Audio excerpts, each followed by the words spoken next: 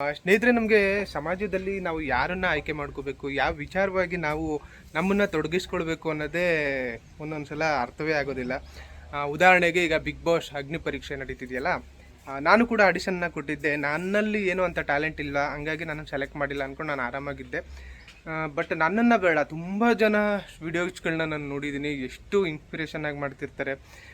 ಕೆಲವು ಹೆಣ್ಮಕ್ಳುಗಳು ತುಂಬಾ ಹಳ್ಳಿಗೆ ಮಾದರಿಯಾಗಿದ್ದಾರೆ. ಅಂಥದ್ರಲ್ಲಿ ಒಂದು ಹುಡುಗಿನ ಸೆಲೆಕ್ಟ್ ಮಾಡಿದ್ದಾರೆ, ಅದೊಂದು ಓಕೆ.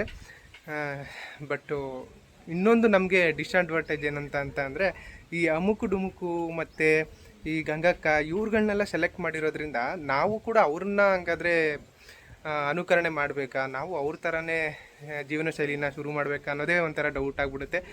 ಆ ರೀತಿ ಮೆಸೇಜ್ ಕೊಡ್ತಾ ಇರೋದು ಅಂತ ನನಗನ್ಸುತ್ತೆ ಬಿಗ್ ಬಾಸಲ್ಲಿ. ಆಲ್ಮೋಸ್ಟ್ ಅಲ್ಲಿ ಸೆಲೆಕ್ಟ್ ಮಾಡಿರೋದ್ರಲ್ಲಿ ಇವ್ರನ್ನ ಆಯ್ಕೆ ಮಾಡಿದ್ದಾರೆ ಅಂದ್ರೇ ಹಾಗಾದರೆ ಅವ್ರದ್ದು ಕ್ಯಾರೆಕ್ಟರ್ ವೈಸ್ ಓಕೆನಾ, ಅವ್ರ ಲೈಫ್ ಸ್ಟೈಲು ಕರೆಕ್ಟಾಗೈತಾ, ನಾವು ಅದೇ ರೀತಿ ಹೋಗ್ಬೇಕಾ ಅಂತ ಅನ್ನಿಸ್ಬಿಡುತ್ತೆ.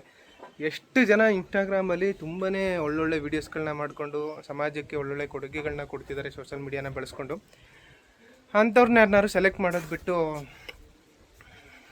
ಗೊತ್ತಿಲ್ಲ, ಹಂಗಾಗಿ ಯಾವುದು ನಾವೇ ಸರಿ ಇಲ್ವೇನೋ ಅಂತ ಅನ್ನಿಸ್ತೈತೆ ಹಂಗಿದ್ರೆ.